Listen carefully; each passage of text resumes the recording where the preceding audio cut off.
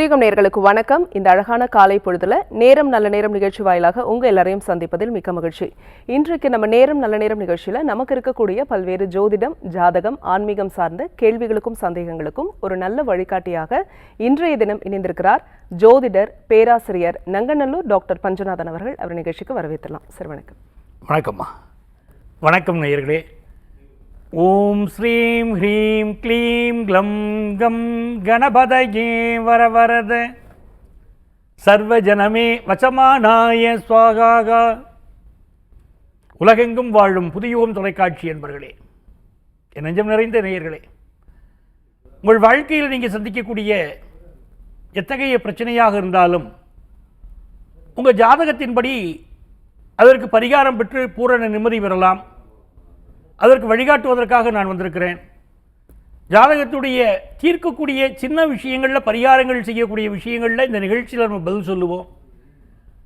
பெரிய பிரச்சனைகளாக ஜாதகத்தில் தெரிந்தால் எங்கள் அலுவலகத்தை தொடர்பு கொள்ளுங்க அப்படின்னு உங்களுக்கு இந்த நிகழ்ச்சியிலேயே ஒரு அறிவுரை கூறுவோம். நீங்கள் அப்படி பெரிய பிரச்சனைகளாக நாங்கள் சொல்லக்கூடியவர்கள் எங்கள் அலுவலகத்தை தொடர்பு கொள்ளலாம். அதற்குரிய கட்டணம் செலுத்தி ஆலோசனையை பெறலாம். தீர்க்கக்கூடிய சிறிய பிரச்சனைகளுக்குரிய பரிகாரங்களை இந்த நிகழ்ச்சியில் நாங்கள் சொல்லுவோம். தொடர்ந்து பாருங்கள். உங்கள் வாழ்க்கைக்கு வழிகாட்ட நான் காத்திருக்கிறேன். உங்கள் ஆத்மார்த்த ஜோதிடர் நங்கநல்லூர் டாக்டர் பஞ்சநாதன். எப்போவுமே எங்களுக்கு ஆன்மீகம் சார்ந்த டிப்ஸ் எல்லாம் கொடுப்பீங்க. குழந்தைங்களுக்கு சுற்றி போடுறதுக்குன்னு முறைகள் இருக்குது. ஒவ்வொருத்தரும் ஒவ்வொரு முறையை கடைபிடிப்பாங்க. ரொம்ப எஃபெக்டிவாக இந்த வழியில் நம்ம சுற்றி போட்டோன்னா குழந்தைங்களுக்கு திருஷ்டி இருக்காது, அழமாட்டாங்க அப்படின்னா எந்த மாதிரி சுற்றி போடலாம்? அதாவது பொதுவாக பெரியவங்களுக்கு சுற்றி போடுறதுக்கும் குழந்தைகளுக்கு சுற்றி போடுறதுக்கும் வித்தியாசம் இருக்குது. பெரியவர்களுக்கு நாம் கடைபிடிக்கக்கூடிய பல கடினமான முறைகள் இருக்குது. பெரிய திருஷ்டி இருக்குது அப்படின்னா, ஆனால் சின்ன குழந்தைகளுக்கு இந்த உடம்புல அந்த பவர் தாங்கணும். நீங்கள் சுற்றி போடுற பவர் தாங்கணும். அதனால் எளிமையான ஒரு சிறிய அளவுக்கு தான் நம்ம பரிகாரங்கள் அதில் பண்ணலாம். அதுமாதிரி ஒரு சின்ன குழந்தைக்கு சுற்றி போடுறீங்கன்னா முதல்ல இடது கையால் சுற்றி போடணும். பொதுவாக நீங்கள் சுற்றி போடும்போது என்ன பண்ணுவீங்க? வலது கையால் 3 முறை, இடது கையால் 3 முறை. ஒரு கணக்கு அது.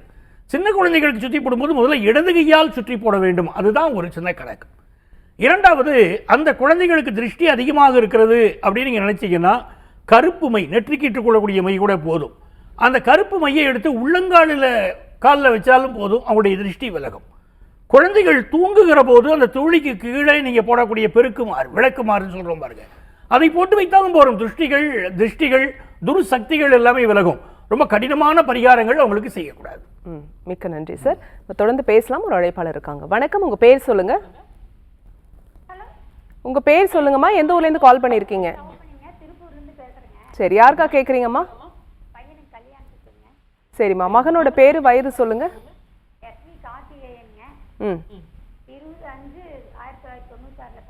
96ல பிறந்திருக்கிறார். ராசி, நட்சத்திரம், லக்னம் சொல்லுங்க.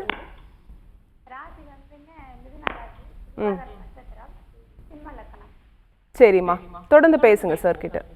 வணக்கம்மா. பையனுக்கு நிறைய கோபத்தை காட்டும். அப்பப்போ ஒரு கோபம் வரும். சரிங்களா? இந்த ஜாதகத்துடைய அமைப்பு எப்படின்னு பார்த்தீங்கன்னா, அப்பப்போ ஒரு கோபம் வெளிப்படக்கூடிய ஒரு அமைப்பு அவருக்கு இருக்குது. இப்போ வேலையிலையும் கொஞ்சம் ஒரு நெருக்கடி கொடுக்கும்னு ஜாதகத்தில் காட்டுது. ஒரு ஜாதகத்தை பார்க்கும்போது பல்வேறு விஷயங்கள் பார்க்கணும். திருமணம் அப்படின்னு கேட்ட உடனே இதுதான் திருமண காலம் சொல்லிட்டு போகிற அமைப்புகள் இன்றைக்கி ஆண்களுக்கு இல்லை. ஒரு காலத்தில் பெண்களுக்கு தான் அப்படி பார்க்க வேண்டியிருந்துச்சு நிறைய. இன்றைக்கி ஆண்களுக்கு திருமண நேரம் சொல்லும்போது அப்படி எளிமையாக சொல்லிட்டு போயிட முடியாது. பல்வேறு காரணிகள் இருக்குது திருமணத்தடை. அதனால் முதல் விஷயம் என்ன முடிவு பண்ணணும்? ஒரு ஆண்மகனுக்கு இந்த காலத்தில் திருமணம் பண்ணணும் அப்படின்னு சொன்னால் பெண் கிடைச்சா போதுங்கிற முடிவில் தான் இருக்கணுமே தவிர, இப்படித்தான் பெண், அப்படி எனக்கு வேணும், இப்படித்தான் படிப்பு வேணும் என்ற எந்த அடிப்படை வச்சுக்கிட்டாலுமா திருமணம் கைகூட மாட்டேங்குது. நாங்கள் தினந்தோறும் வரக்கூடியவர்களை நான் பார்க்குறேன். திருமணம் ஆண்களுக்கு தடைப்படுகிறது. மிக கடுமையாக தடைகள் இருக்குது. அது காரணம் சார், ஒன்றுமே நான் எதிர்பார்க்கலையே சார்னு சொல்கிறாங்க. ஏதோ ஒரு படிப்பை நினைக்கிறாங்க, ஏதோ ஒரு வேலையை நினைக்கிறாங்க. இப்படித்தான் இருக்கணும்னு பேரண்ட்ஸ் இருக்காங்க பாருங்கள். இன்னும் பழைய காலத்தை நினச்சிக்கிட்டு அந்த பெண்கள் வேலைக்கு இது பண்ணுவாங்களா, சமையல் பண்ணுவாங்களா, வீட்டெல்லாம் வச்சுக்கிடுவாங்களா, எங்கள்கிட்ட அன்பாக இருப்பாங்களா, இந்த கேள்வியெல்லாம் கேட்டுக்கிட்டு இருக்காங்க. அப்படியே பல திருமணங்கள் தடைப்படுது. ஆண்களுக்கு திருமணத்துக்கு பார்க்கும்போது முக்கியமாக பெண் ரொம்ப அழகாக இருக்கணும், சிகப்பாக இருக்கணும், இப்படியெல்லாம் எதிர்பார்த்து பல திருமண தடைகள் வருது. எந்த எண்ணமும் வைத்துக்கொள்ளாமல் கல்யாணம் ஆனால் போதும் நினைச்சா தான் இந்த காலத்தில் ஆண்களுக்கு திருமணமாகும். அப்படிப்பட்ட ஒரு அபாயகரமான சூழ்நிலையை நான் தினந்தோறும் பார்த்துக்கிட்டு இருக்கேன். அப்படி பொருத்தம் பார்க்க வரவங்கள்ட்டையும் சரி, பெண் அமையிலையும் சொல்கிறவங்கள்ட்டையும் சரி, இதை மனசில் வச்சுக்கிட்டு தான் என்னுடைய அன்பு நேயர்கள், இந்த ஒரு சகோதரிக்கு மட்டும் நான் சொல்லலை, அன்பு நேயர்கள் அனைவருக்குமே சொல்கிறோம். அதனால் ஆண்களுக்கு திருமணம் என்பது இப்போ குதிரை கும்பா போய்கிட்டு இருக்கு. அதனால் கிடைக்கக்கூடிய பெண்ணை திருமணம் செய்து கொள்வது என்பது நல்லது.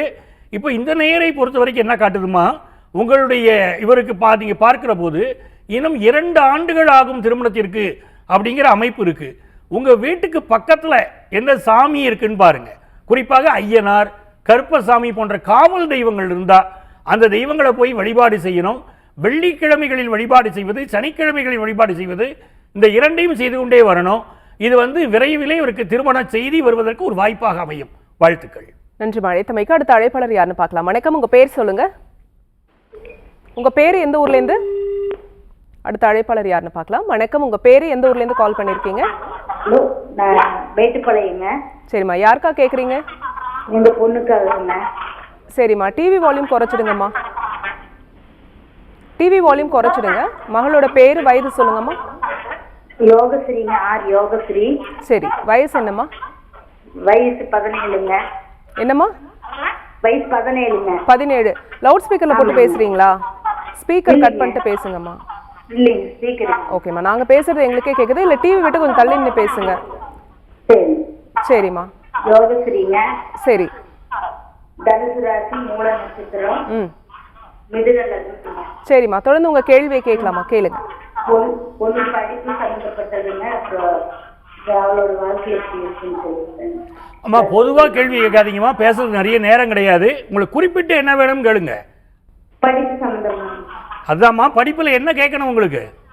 இந்த வருஷம் நல்லா படிச்சு என்ன படிக்கிறாங்க அந்த விவரத்தை சொல்லி +2 படிக்கிறாங்க. சரி, இந்த ஆண்டு எப்படி இருக்குன்னு கேட்குறீங்க. சரிங்கம்மா. அதாவது இப்போ நம்ம பேசுகிற நேரத்தில் புதன் பகவான் வக்கரமாக உட்கார்ந்துருக்கிறாருமா. நம்ம பேசுகிற நேரத்தில் அதாவது கல்வியில் அதிக கவனம் இவர்கள் செலுத்த வேண்டியது மிக மிக அவசியம். அப்படி ஒன்று இருக்குது. நீங்கள் என்ன பண்ணணும்னா, பக்கத்தில் உள்ள பெருமாள் கோயிலில் போய் புதன்கிழமைகளில் 2 நெய் தீபம் ஏற்றிக்கிட்டு வர சொல்லுங்கள். நல்ல மதிப்பெண் பெற்று நல்ல முறையில் வருவதற்கு அது உதவியாக இருக்கும். அதனால் இவர்கள் படிப்பில் அடுத்தடுத்து நல்ல முன்னேற்றம் உண்டு. ஒரு தற்காலிக தடை இருக்குது, அதுக்கு 2 நெய் தீபம் புதன்கிழமைகளில் பெருமாள் கோயிலில் போய் ஏற்றிக்கிட்டு வரணும். உங்களுக்கு நல்ல முறையில் வாழ்க்கை அமையுமா? வாழ்த்துக்கள்மா. நன்றி அழைத்தமைக்கு. அடுத்த அழைப்பாளர் யார்? ஒரே ஒரு நிமிஷம்.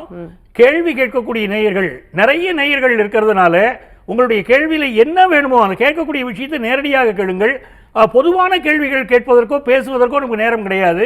அதை குறிப்பிட்டு எனக்கு இந்த விஷயம்தான் வேணும் அப்படின்னு கேட்டீர்கள், ஆனால் உங்களுக்கு நான் உதவுவதற்கு அது வசதியாக இருக்கும். நன்றி சார். நம்ம தொடர்ந்து பேசலாம். ஒரு அழைப்பாளர் இருக்காங்க. வணக்கம், உங்க பேரு எந்த ஊர்ல இருந்து? கன்னியாகுமரி மாவட்டத்துல இருந்து மேம். சரிம்மா, யாருக்கா கேக்குறீங்க? பையனுக்காக. மகனோட பேரு, வயது சொல்லுங்கம்மா. பேரு Ajay Vishnuraj. Date of birth 10/2/2004. சரிம்மா, ராசி, நட்சத்திரம், லக்னம் சொல்லுங்க. நட்சத்திரம் அஸ்ரம் நட்சத்திரம். துலாம் லக்னம். சரி, என்ன கேள்விமா?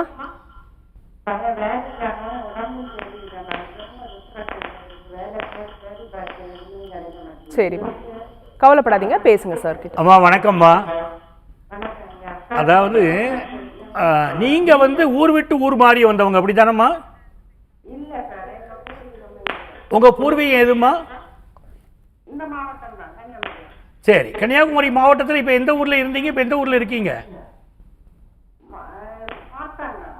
மார்த்தாண்டத்தில் இருக்கீங்க. இந்த பையனுடைய ஜாதகத்தில் எனக்கு என்ன விஷயம் தெரியுது அப்படின்னா, நான் கேட்குற கேள்வியை நீங்கள் மனசில் வாங்கிக்கோங்க. இவங்க வீட்டில் தேவையில்லாத சில துஷ்ட சக்தி தொந்தரவுகள் இருப்பதா எனக்கு காட்டுது. அதுக்கு தான் நான் கேட்குறேன். நீங்கள் இருக்கிற இதுலேருந்து மாறி வந்தவங்களா என்னன்னு பார்க்கணும். பூர்வீகத்தில் தான் இருக்கீங்க அப்படின்னா இந்த தொந்தரவுகளை பற்றி எவ்வளவு காலமாக இருக்குன்னு பார்க்கணும். உங்களுடைய இவர் அன்பு மகன் ஜாதகத்தை பார்க்குற போது நிறைய துஷ்ட சக்திகள் தொந்தரவு இருப்பதாக நான் நினைக்கிறேம்மா. அந்த வீட்டிலேயே தொந்தரவுகள் இருப்பதாக நான் நினைக்கிறேன். அதனால் அது என்ன அப்படிங்கிறத நம்ம பார்க்கணும். ஜாதகத்தை முழுமையாக நம்ம பார்க்கணும். ஒரு தற்காலிக பரிகாரம் சொல்கிறேன், அதை நீங்கள் செய்யுங்க. செய்துவிட்டு எங்களை நேரடியாக சந்திப்பது என்பது உங்களுக்கு நல்ல பலன் தருமா.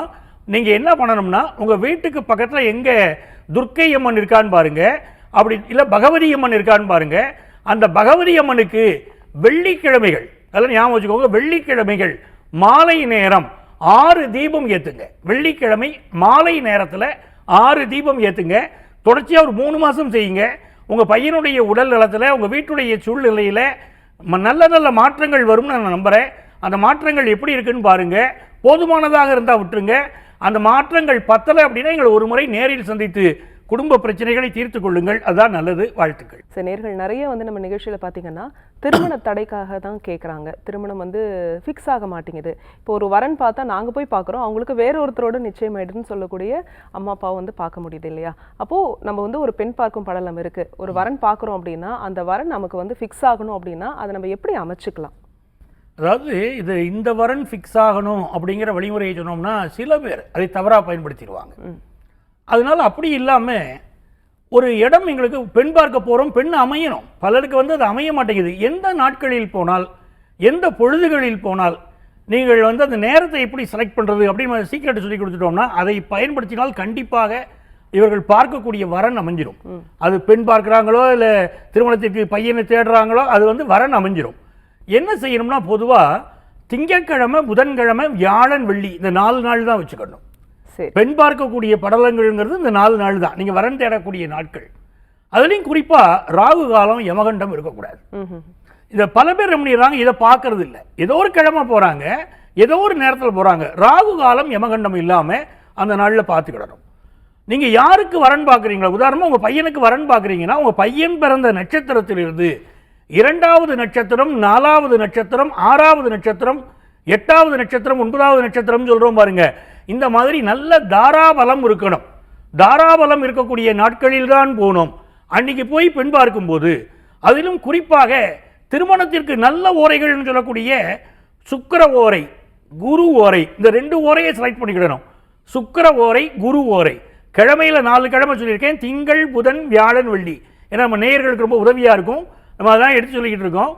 இந்த 4 நாட்கள் அதில் ராகு காலம், யமகண்டம் இருக்கக்கூடாது.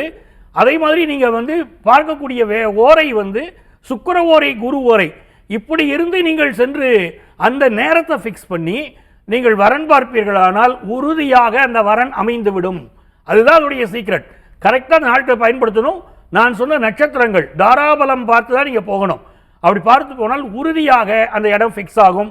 நல்ல முறையில் மன வாழ்க்கை அமையும். மிக்க நன்றி சார். நம்ம தொடர்ந்து பேசலாம். ஒரு அழைப்பாளர் இருக்காங்க. வணக்கம், உங்க பேர் சொல்லுங்க. வணக்கங்க, என் பேர் சாந்தினி. எந்த ஊர்ல இருந்துமா? நாங்க சேலத்துல இருந்து பேசுறோங்க. சரி, யாருக்கா கேக்குறீங்க? கணவருக்காக கேட்கணும்ல. அவரோட பேர் சொல்லுங்க, வயது சொல்லுங்கம்மா. அவருடைய பேர் வந்து கார்த்தி. டேட் ஆஃப் பர்த் வந்து 13/12.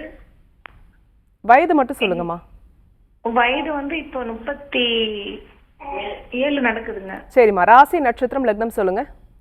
மிதுன ராசி, மிருகசீஷ நட்சத்திரம், துலாம் லக்னங்க. சரி, என்ன கேள்வி கேக்குறீங்க?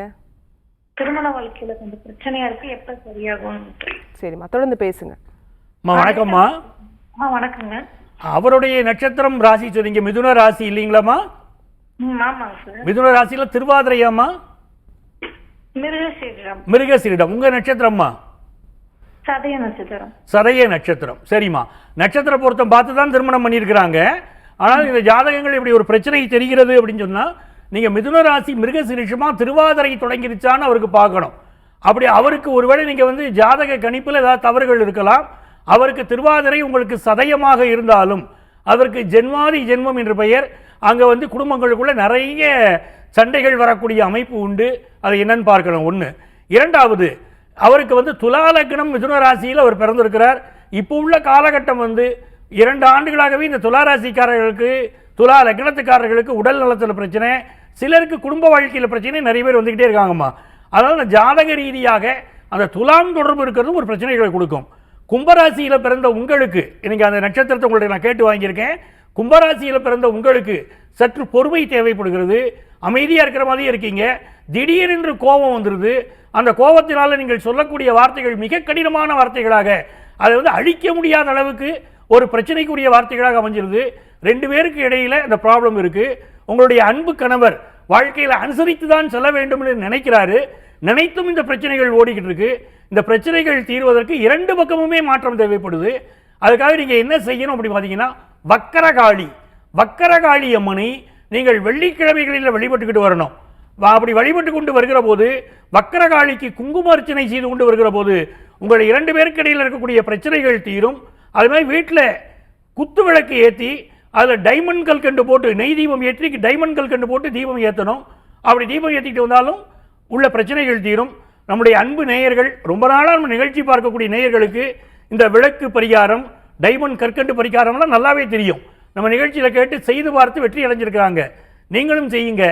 குடும்ப வாழ்க்கையில் நிம்மதியும் மகிழ்ச்சியும் உங்களுக்கு ஏற்பட என்னுடைய வாழ்த்துக்கள். நன்றி மழைத்தமைக்கு. அடுத்த அழைப்பாளர் யாருன்னு பார்க்கலாம். வணக்கம், உங்க பேர் சொல்லுங்க. இணைப்பில் இருக்கீங்கம்மா, டிவி பார்க்காதீங்க சார். உங்க பேர் எந்த ஊர்லேருந்து? மதுரையில இருந்து முருகேசன் பேசுறேன். சரி, யாருக்கா கேட்குறீங்க? எனக்கு தான் கேட்குறேன். 5/6/66. சரிங்க ஐயா. ராசி நட்சத்திரம் லக்னம் சொல்லுங்க. தனுசு ராசி, பூராட நட்சத்திரம், கன்னி லக்னம். ஒரு இடம் வைக்காம இருக்கு, அது கண்ணி கேட்கிறேன். சரி, ஒரு இடம் வந்து விற்காம இருக்கா? ஆமா, 35-30 வருஷம் ஆச்சு, விற்க முடியல. சரி, ஓகே, பேசுங்க சார். ஐயா வணக்கம். சொல்லுங்க சார். வணக்கம். சார், எனக்கு தனுசு ராசி, பூராட அது சொல்லிட்டீங்க. ஆமா, இப்போ வந்து நிலம் பூர்வீக நிலமா? இல்ல சார், நான் வாங்கினது தான். நீங்க வாங்கினது எந்த வாசல் பார்த்து இருக்கு சார்? அது எந்த திசை பார்த்து இருக்கு சார்? மேற்கு பார்த்து இருக்குது. மேற்கு பார்த்து இருக்கு. இப்போ இந்த நிலத்தை பொறுத்த வரைக்கும் என்ன கேட்டீங்கன்னா, இதனால் இந்த நிலம் விற்பதில் இன்னும் நிறைய தடைகள் உங்களுக்கு இருந்துகிட்டு இருக்கு. இதை விற்பதற்கு நீங்க முதல்ல என்ன பண்ணுங்க, உங்களுக்கு பக்கத்துலேயே அங்கே காரைக்குடிக்கு பக்கத்தில் இருக்கக்கூடிய முருகன் கோயில் இருக்கு பாருங்க, குன்றக்குடி முருகனை சென்று வழிபாடு செய்யுங்க. குன்றக்குடி முருகனுக்கு அபிஷேக ஆராதனைகள் செய்து அவர் வழிபாடு செய்யுங்க. மாதத்தில் ஒரு செவ்வாய்க்கிழமை சென்று அவரை வழிபாடு செய்து கொண்டு வாருங்கள். விரைவில் அந்த நிலம் விற்பதற்கு வாய்ப்புகள் வரும். அப்படி நீங்கள் ஒரு 6 மாதம் செய்து பாருங்க. அப்படி இல்லைன்னா அந்த பூமியில் கடும் தடைகள் உங்களுக்கு இருக்குன்னு அர்த்தம். உங்கள் ஜாதக ரீதியாக அது ஒத்துப்போகவில்லைன்னு அர்த்தம். அந்த பூமியுடைய அந்த இருக்கக்கூடிய அந்த இடத்துடைய வரைபடத்தையும் உங்களுடைய ஜாதகத்தையும் எடுத்துக்கிட்டு நேரடியாக சந்திக்கலாம். இந்த இடம் விற்பதற்கு நல்ல பரிகாரங்களை ஜாதகத்தோடு நம்ம சேர்த்து பார்க்கும்போது அந்த வாஸ்து ரீதியான வழிமுறைகளை நாங்கள் சொல்லித்தர முடியும். எளிமையாக இடத்தை விற்க முடியும். முதல்ல இந்த பரிகாரம் செய்து பாருங்கள். செய்து பார்த்து விற்கலைனா மட்டும் எங்களை அப்ரோச் பண்ணுங்க. வாழ்த்துக்கள் சார். நீண்ட நாளாக வந்து எல்லாருக்குமே இந்த வீடு கட்டணுன்ற ஒரு கனவு இருக்கும். நிலமாவது வாங்கிடணும், அப்புறமா கொஞ்சம் கொஞ்சமாக நம்ம வீடு கட்டிக்கலாம். இந்த மாதிரியான கனவுகள் நிறைவேறணும் சார். வீடு வாங்கணும், அதுக்கு ஒரு நல்ல பரிகாரம் சொல்லுங்க. அதாவது காணி நிலம் வேண்டும் பராசக்தினார் பாரதியார். கனவு மெய்ப்பட வேண்டும்னார். நீங்கள் அப்படியே கேட்குறீங்க. அந்த வீடு சொத்து இல்லாதவங்களுக்கு தான் அதோடைய வலியும் வேதனையும் தெரியும். கூட பிறந்த அண்ணன் தம்பிகளுக்கெல்லாம் சொத்து இருக்குது, நமக்கு ஒன்றுமே இல்லையங்க. ஒரு இடம் கூட இல்லைங்க, ஒதுங்கி இருக்கிறதுக்கு இடம் கூட இல்லைங்க. அப்படியே வாழ்க்கை போகுதுங்கிறாங்க. அப்போ வீடு நிலம் இப்படி மனை இல்லாதவர்கள் என்ன செய்வது அப்படின்னா, இறைவனுடைய அனுக்கிரகம் உண்டா அப்படின்னா இறைவனுடைய அருளை நீங்கள் பெற முடியும். அதுக்கு என்ன செய்யணும்னா, முதல்ல குலதெய்வம் கோயிலுக்கு போகணும். குலதெய்வம் கோயிலில் போய் ஒரு செவ்வாய்க்கிழமை அன்னைக்கு குலதெய்வம் கோயிலுக்கு போய் அந்த குலதெய்வத்துக்கு படையல் போடணும். குறிப்பாக பொங்கல் இட்டு படைக்க வேண்டும் குலதெய்வத்துக்கு. அது ரொம்ப ரொம்ப முக்கியம். அப்படி பொங்கல் படையல் செய்துவிட்டு குடும்பத்தாரோடு போய் வழிபட்டு விட்டு சொந்த வீடு வேணும்னு இந்த ஒரே ஒரு கோரிக்கையை தான் சாமிகிட்ட வைக்கணும். அப்படி வைத்து வழிபட்டு விட்டு அங்கே என்ன பண்ணணும், சிறு சிறு கற்களை எடுத்து நீங்கள் வீடு மாதிரி கட்டணும். ஒரு பேருக்கு வீடு மாதிரி கட்டி சிறு சிறு கற்களை எடுத்து அங்கே இருக்கக்கூடிய கற்களை பொறுக்கி கட்டினா கூட போதும். அப்படி எடுத்து வைத்து உங்களுக்கு வீடு வேண்டும் என்று வேண்டிக் கொண்டு நீங்கள் வந்தீர்களானால் எப்படிப்பட்ட தடைகளாக இருந்தாலும் அந்த தடைகள் விலகும், வீடு அமையும். அப்படி ஒரு நல்ல சொத்துக்கள் வாங்கக்கூடிய யோகம் உங்களுக்கு உண்டாகும். மிக்க நன்றி சார். நம்ம தொடர்ந்து பேசலாம். ஒரு அழைப்பாளர் இருக்காங்க. வணக்கம், உங்க பேர் சொல்லுங்க. ஷியாமலா என் பேரு. எந்த ஊர்ல இருந்து பேசுறீங்கம்மா? ராம்நகர்ல இருந்து பேசுறோம். சரி, யாருக்கா கேக்குறீங்க? என் பையனுக்கு திருமணத்துக்கு கேட்கணும். என்ன வயதுமா பையனுக்கு? வயது 34. சரி, பேர் என்ன? ஹரிஹரங்காம். சரி, ராசி நட்சத்திரம் லக்னம் சொல்லுங்கம்மா. கடகராசி, ஆயில்ய நட்சத்திரம். லக்னம்மா? லக்னம் மேஷ லக்னம். சரிம்மா, டிவி வால்யூம் குறைச்சிடுங்க. டிவி பக்கத்துல நின்று பேசாதீங்கம்மா. டிவி கிட்ட தலையில நிக்கிறேன். சரிம்மா, உங்களுடைய கேள்வியை தொடர்ந்து கேளுங்க சார் கிட்ட. அம்மா வணக்கம்மா. வணக்கம்யா. நல்லா இருக்கீங்களாம்மா? நல்லா இருக்கேன். அதாவது இந்த ஜாதகத்தில் என்ன ஒரு விஷயம் கேட்டீங்கன்னா, களத்திர தோஷம் அப்படின்னு உங்க பையனுக்கு மிக அதிகமா இருக்குமா. களத்திர தோஷம்னு இருக்கு. இந்த களத்திர தோஷத்துடைய அமைப்பை பார்க்கும்போது கல்யாண தடை இன்னும் பல ஆண்டுகள் தொடரும்னு இருக்கு. உடனடியாக நாளைக்கு கல்யாணம் ஆயிரும், அடுத்த வருஷம் கல்யாணம் ஆயிரும் அப்படின்னு சொல்ல முடியாதபடி தடைகள் நிற்குதம்மா ஜாதகத்தில். மிக கடுமையாக காட்டுது. அப்போ என்ன செய்யலாம், இவர் எப்படி இருந்தால் திருமணம் விரைவில் ஆகுங்கிறதுக்கு நான் வழிமுறை சொல்கிறேன். வெள்ளிக்கிழமைகளில் நல்லா ஞாபகம் வச்சுக்கோங்க, வெள்ளிக்கிழமைகளில் இவரை விரதம் இருக்க சொல்லுங்க. சாப்பிடாம விரதம் இருக்கணும். 3 வேளையும் சாப்பிடாம விரதம் இருக்கணும். முதல்ல தோஷங்களை போக்கிக்கிடணும். அதுக்கு விரதம் இருப்பது அற்புதமான பலன்களை தரும். வெள்ளிக்கிழமை விரதம் இருந்து இவர் என்ன பண்ணணும், பக்கத்தில் இருக்கக்கூடிய கோயிலில் போய் அங்கே இருக்கக்கூடிய அம்மனுக்கு நெய் தீபம் போடணும். சரிங்களா? தீபம் போடுறது மிக மிக முக்கியம். நெய் தீபம் போடணும். அந்த நெய் தீபமும் 7 தீபங்கள் ஏற்றணுமா. மிக முக்கியமானது 7 நெய் தீபம் ஏற்றணும். பக்கத்தில் இருக்கக்கூடிய கோயிலில் அம்மனுக்கு அப்படி வெள்ளிக்கிழமைகளில் விரதம் இருந்து அவரை வழிபட்டு வர சொல்லுங்க. விரைவில் ஒரு இடம் ஃபிக்ஸ் ஆகிறது வாய்ப்புகள் வரும். அந்த இடத்த உறுதியாக முடிச்சுக்கிடணும். அதுதான் உங்களுக்கு நல்லது. வாழ்த்துக்கள். நன்றி அழைத்தமைக்கு. அடுத்த அழைப்பாளர் யாருன்னு பார்க்கலாம். வணக்கம், உங்க பேர் சொல்லுங்க. அம்மா, உங்க பேரு எந்த ஊர்ல இருந்து? நேரலையில் இருக்கீங்க, தொடர்ந்து பேசுங்க. உங்க பேரு எந்த ஊர்ல இருந்து? ஹலோ ஹலோ அம்மா சொல்லுங்கம்மா, உங்க பேரு எந்த ஊர்ல இருந்து? என் பேர் அமுதா மேடம். தேனியில இருந்து பேசுறேன். சரி, யாருக்கா கேக்குறீங்கம்மா? என் பொண்ணுக்காக கேட்கணும் மேடம். மகளோட பேரு வயது சொல்லுங்க. மகளோட தீபிகா, வயசு 30. ராசி நட்சத்திரம் லக்னம்மா? ரிஷப ராசி, ரிஷப லக்கணம், ரோஹிணி நட்சத்திரம். என்ன கேள்வி கேக்குறீங்க? உடம்பு ரீதியா பிரச்சனையா இருக்கு மேடம். அந்த பிள்ளை கல்யாண வாழ்க்கையில இருந்து ஒரு மன நிம்மதி இல்லாம இருக்கு.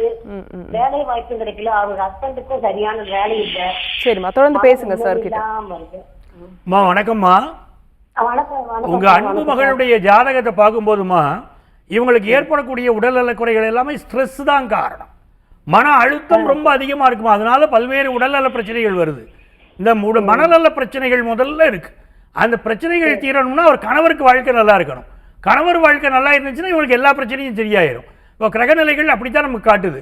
இப்போ கணவருக்கு ஒரு நல்ல வேலை அமையிறதோ இல்லை குடும்ப வாழ்க்கை நன்றாக அமையணும் அப்படி வச்சுக்கிட்டுங்களேன், அது அமைஞ்சிருச்சுனாலும் இவங்களுக்கு எல்லாம் சரியாயிரும். அப்போ என்ன பண்ணணும் நீங்கள் அப்படின்னு பார்த்தீங்கன்னா, நீங்கள் வழிபட வேண்டிய தெய்வம் என்ன அப்படின்னு பாருங்க.